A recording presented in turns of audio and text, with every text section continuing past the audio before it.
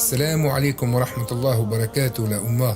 Nous espérons que vous allez bien. Aujourd'hui, nous allons parler d'Abu Salama ibn Abdurrahman. Introduction. Dans cette vidéo, nous allons vous exposer en 4 points une courte biographie d'Abu Salama ibn Abdurrahman, qui fut partie, selon certains savants, des 7 jurisconsultes de Médine.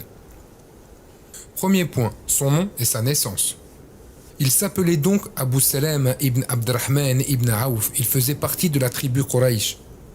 Il naquit à environ l'an 22 de l'Hégire, ce qui correspond à l'année 643 selon le calendrier grégorien.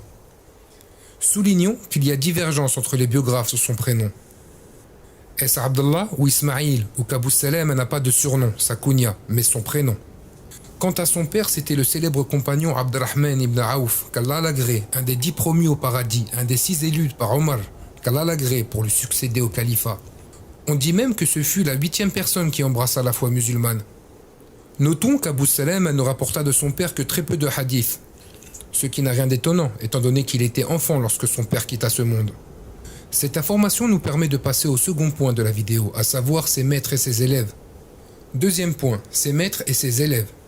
Parmi les enseignants d'Abu Salama ibn Abdurrahman, nous retrouvons énormément de compagnons, tels que Aïcha, Salama, Abu Hurayra et beaucoup d'autres, qu'Allah les agrée tous.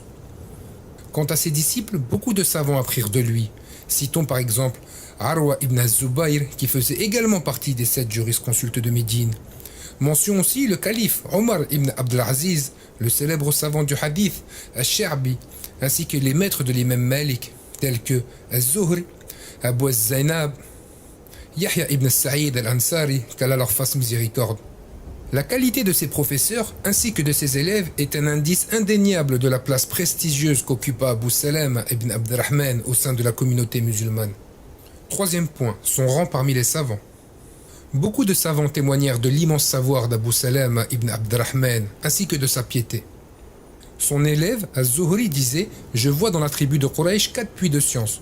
Arwa ibn az-Zubayr, Sa'id ibn Musayyab, Abu Salama ibn Abdurrahman, Ubaydallah ibn Abdullah. » L'historien Ibn Sa'ad dit d'Abu Salama qu'il était digne de confiance, juriste et qu'il apportait beaucoup de hadiths. Ce qui prouve certainement ses vastes connaissances et son intégrité, c'est qu'il fut désigné juge de Médine par son gouverneur Saïd ibn al-As, jusqu'à ce que ce dernier fût destitué de ses fonctions. Ceci entre l'an 48 et 54 de l'Hégire, à l'époque du règne de Muawiyah, qu'Allah l'agrée.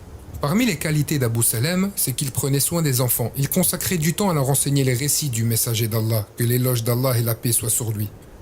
Quand il les croisait dans la rue, il les accompagnait chez eux en leur apprenant un hadith prophétique.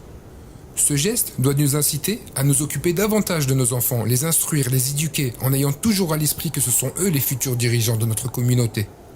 Quatrième point, sa mort. Abu Salama ibn Abdurrahman décéda à Médine à l'an 94 de l'Hégire, ce qui correspond à l'année 713 selon le calendrier grégorien. Sur cet événement s'achève cette magnifique série des 7 jurisconsultes de Médine. Nous implorons Allah de mourir sur son obéissance, d'élargir nos connaissances, de pardonner nos péchés, de raffermir nos cœurs sur sa religion et de nous préserver des flammes de l'enfer.